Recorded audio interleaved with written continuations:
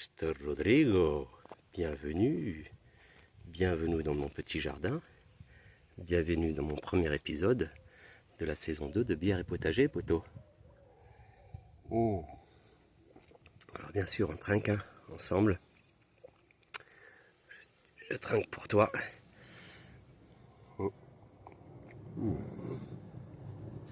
Ah, vraiment bonne.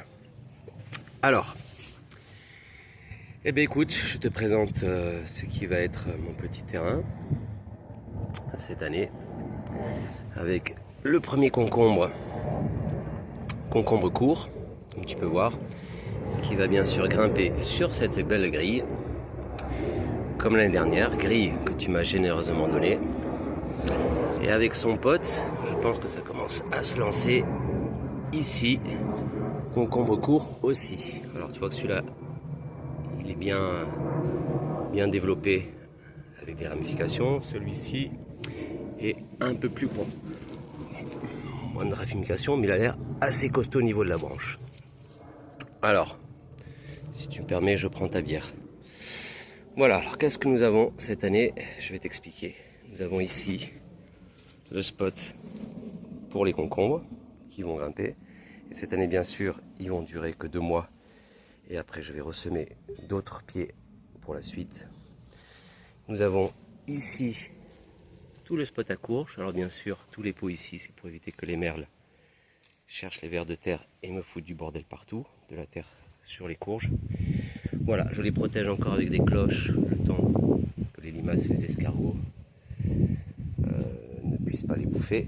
Quand ils seront un peu plus grands, forcément, ils se défendront grâce à leurs petites épines, bien sûr, ici. Mais je commence déjà à les sentir, mais je sais pas. J'ai pas confiance. Voilà, dans tout ce petit bordel, il me reste des courges à mettre. Alors pour les courges, je vais utiliser ces planches et je vais bien sûr, dans le prochain épisode, je te montrerai la structure que je vais développer ici et ici pour pouvoir enfin faire monter les courges et circuler tout le long de mon potager sans me prendre la tête, parce que d'habitude je les faisais circuler en dehors du potager les courges. Voilà, donc il y a un petit peu d'espace, un petit peu de travail. L'arrosage automatique est déjà en place. Voilà, pas, il est presque en place. Voilà, alors après ici, en face, nous avons un petit poivron, 2 pieds d'aubergine. Et là, tu verras, c'est le basilic que j'essaie de protéger des escargots et des limaces. Le basilic, je suis un peu en retard, ça pousse pas top top. Ici, ma belle courgette greffée, 5 € le pied. Plein de petites courgettes qui vont bien sûr crever parce que j'ai aucune fleur mâle. Donc en me prenant un seul pied de courgette, je me suis dit ça va le faire. Mais en fait, c'est la merde. J'ai pas de fleurs mâles, donc en fait, c'est la merde. Il faut que je retraite un petit peu contre l'oïdium, tu vois, qui réapparaît. Parce qu'en fait, je l'avais mis sous cloche pour éviter qu'il se fasse bouffer trop longtemps. Et je me suis dit, ça va faire en fait une condition, tu sais, humide, chaleur. Et effectivement, je ferai ça ce soir. Je vois que l'oïdium est reparti un petit peu. Mais c'est un traitement avec du lait, c'est assez efficace. Il faut juste penser à le faire. Donc ici, on va voir la courgette. Ici, tu as les salades. Quand je les boufferai, je mettrai du basilic. Ou ce sera un spot peut-être à radis.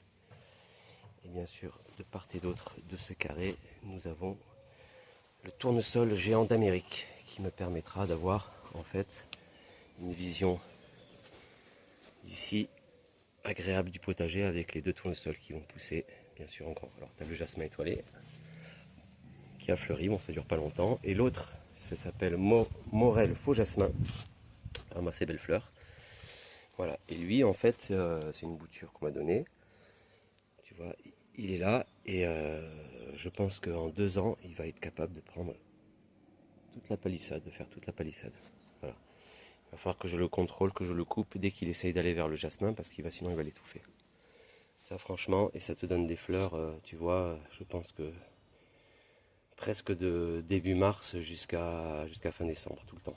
Voilà, c'est agréable. Voilà, ici j'ai un pied de l'année dernière de céleri branche que je n'utilise même pas. De toute façon il fleurit. Alors, un peu de persil par là. Voilà, ça c'est la courgette, les salades et bon on verra. Alors ici c'est le spot à poivron. Voilà, t'as un poivron ici, un autre là, je crois que c'est des poivrons cornes. Là, lui, c'est un poivron vert, un poivron jaune, et là, les piments doux des Landes. Voilà, quelques salades à bouffer. Et bien sûr, ici, notre petit persil. Il a une drôle de gueule. Persil, non, pas que je dis, basilic pistou. Tu vois, il a une drôle de tête parce que tu vois, son pote basilic pistou est pas pareil. Je sais pas ce qui lui arrivait. Je sais pas ce qui lui arrive, on dirait qu'il fleurit. Ouais, j'aime bien, ça pousse en boule. Et ici, d'autres basilic thaïlandais. Basilic normal. Basilic normal. Donc ici, quand j'aurai bouffé toutes les salades, les poivrons vont prendre la place, je vous planterai peut-être un peu de basilic. Voilà, spot à poivrons. Bien sûr protégé par une petite grille que je vais enlever. C'était le temps que tout ça parte et que les animaux ne viennent pas me faire chier. Alors ici, on a le basilic. Ici nous avons notre spot à tomates, mec. Alors voilà ce que j'ai fait avec les tuteurs cette année. Et cette année on va avoir notre petite allée de tomates. Voilà, avec bien sûr au centre, attends, je bois un coup. Avec au centre, on aura nos fameux œillets d'Inde, mais qui poussent vraiment de manière, tu vois, je sais pas comment ils poussent, de manière extraordinaire. Hein. C'est des grosses branches, ça va très très haut. Très haut, ça te fait des buissons. Attends, je regarde, tu vois, des buissons énormes. Et voici une des premières fleurs. Alors j'espère que ouais, c'est pas la couleur que je voulais. Hein. Normalement c'était, on va voir si tu vois, c'était plutôt cette couleur là. Tu vois, cette pétale là. On voit pas très bien, plutôt que les pétales rouges.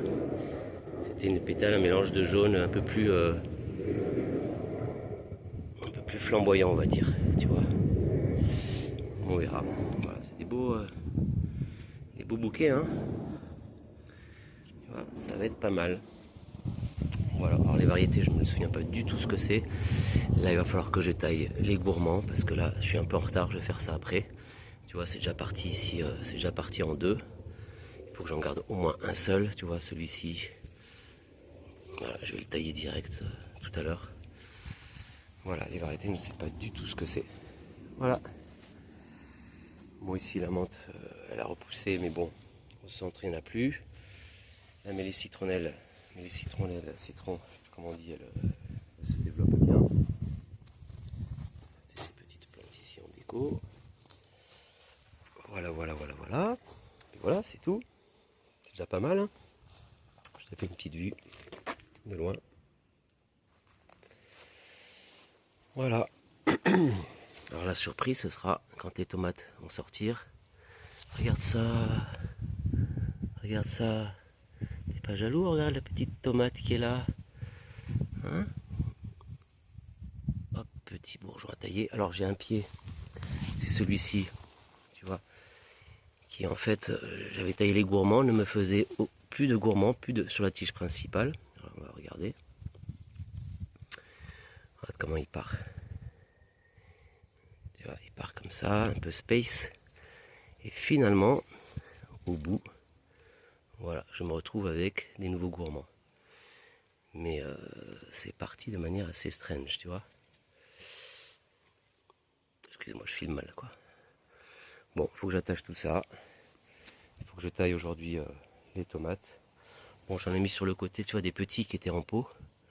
Les œufs d'Inde, et tu vois, ils sont un peu cagneux. T'en as un autre là. Mais bon, voilà, t'as l'autre qui est là. On verra. Donc voilà, cette année c'est tomates. Quelques courges et d'autres pieds de courges à planter. Des concombres, aubergines. Courgettes, je ne sais pas si ça va être intéressant. Hein, c'est pied à 5 € vu qu'il n'y a pas de fleurs mâles. Tu vois toutes les courgettes qui sont là. Et voilà, tu vois un exemple d'un pied de salade recouvert de son paillage à cause des merles qui viennent gratter un peu partout. Voilà, il y en a à bouffer de la salade. Hein. Mais bon, ce que je fais, c'est que je coupe les bords. J'ai fait ça. Je coupe ici les bords, puis finalement, tu vois, ça repousse. Hein. Ça repousse. Ça me fait même des repousses, c'est pas mal. Comme ça, je vais les garder assez longtemps. Voilà, si, il me reste quelques tomates. Malakitovaya, une variété, je ne sais plus si c'est de Sibérie verte, très intéressante. Les fameuses italiennes Pienello Cielo del Vesuvio. Je vais en garder qu'un.